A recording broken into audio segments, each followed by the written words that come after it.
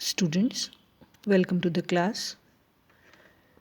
Today we are going to know briefly about the achievement and life of the famous Indian playwright Girish Karnad.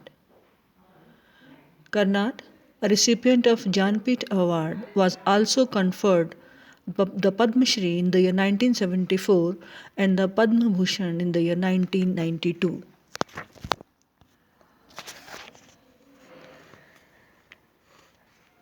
This man of genius was born at Matheran near Bombay in the year 1938.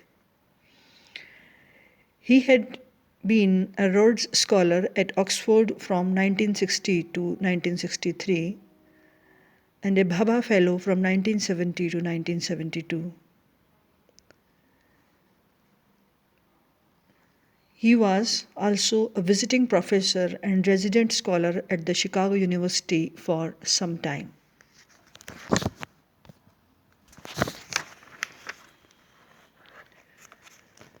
Girish Karnad was greatly influenced by some forces in his childhood. Writing about himself and his influences on himself, Karnad writes that his childhood was spent in a small town called Sirsi that had a population of about 10,000 in the year 1940s, and he grew up there. Karnad says that those were the last days of 40s and the last days of touring Natak companies in South. Many of them were flourishing in Maharashtra in the 30s, but by 40s most of the touring Natak companies, the offshoots of the Parthi theatre, were coming to an end, and he was lucky enough to be young enough to see them with his father. Karnad says that there were two kinds of theatre that were going on in Sirsi. One was the finer, dying shape of Parsi theatre, and the other was, of course, the Yakshgan, which was in those days considered a very low form of art.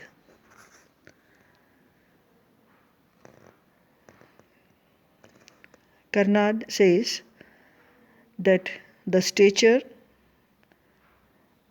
was very, very different of these two types of theatre that he came across during his childhood.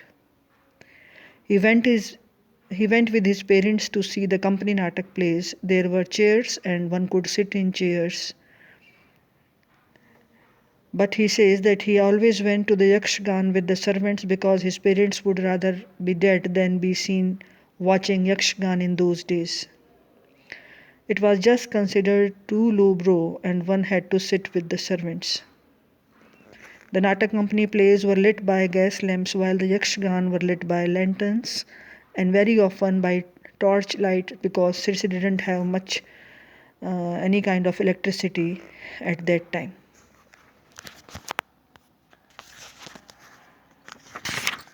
Students, Girish Karnad basically wanted to become a poet, but circumstances made him a great dramatist. At the age of 22, he realized that he would not be a poet but only a playwright.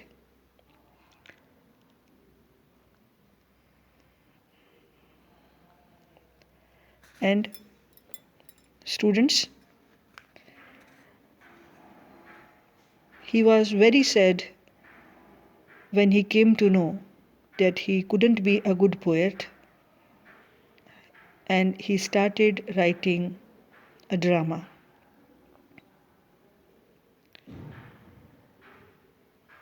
By the age of 20, he got a scholarship to go abroad, and it was a very tense moment for him and his family as he came from a traditional family. He was the first person from the family to go abroad. And there was a great tension in the family as whether he would return or would he be marrying a foreign lady over there.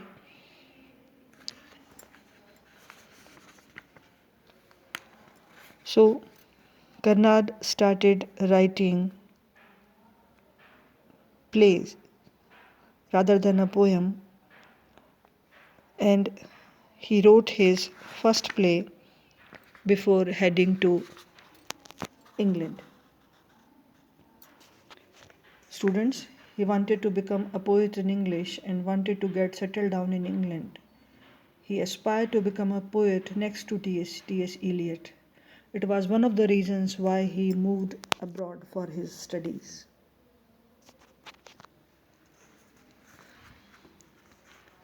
Students, he wrote several plays. Many of them were written in Kannada and they were later translated into English and several Indian languages.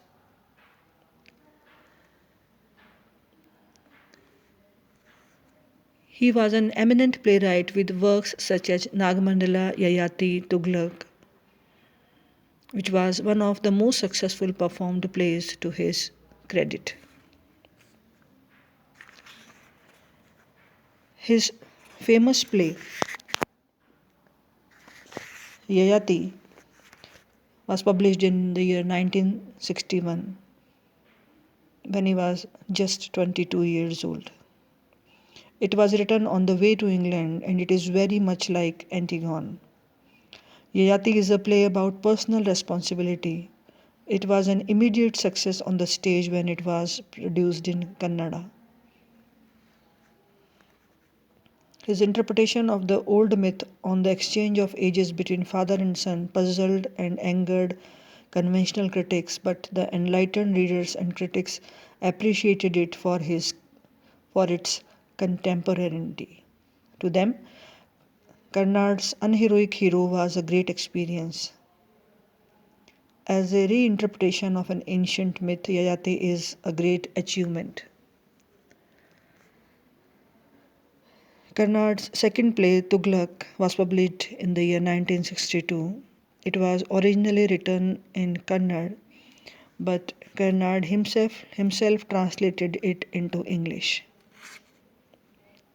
The play was an immediate success and at once catapulted him to fame, to the first rank of Indo-Anglian dramatist.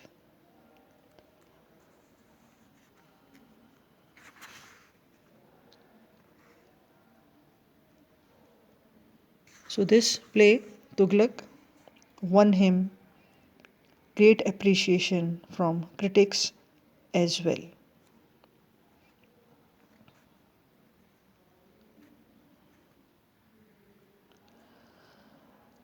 Karnad was told by someone that there are no good history plays in India and so he decided to write one. From this purpose, he delved deep into history beginning with Ishwari Prasad. He read a lot he read a lot before writing this drama entitled Tughlaq.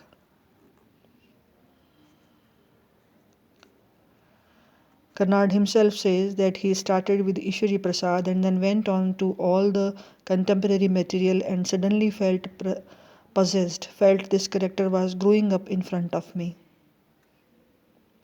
He says, certainly Tughlaq was the most extraordinary character to come up on the throne of Delhi in religion, in philosophy, and even in calligraphy. In battle war field, anything we talk about, he seems to have outshone anyone who came before him or after him. After that, writing the play was not difficult at all. What was difficult was how to leave out what one liked. He says that he really feels that the play has been very successful and has tremendous success on stage and so on, particularly because actors have liked doing the role.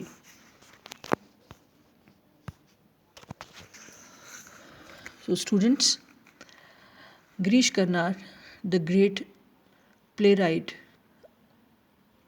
also made his acting debut and screenwriting debut in iconic Kannada movie Samskara in the year 1970.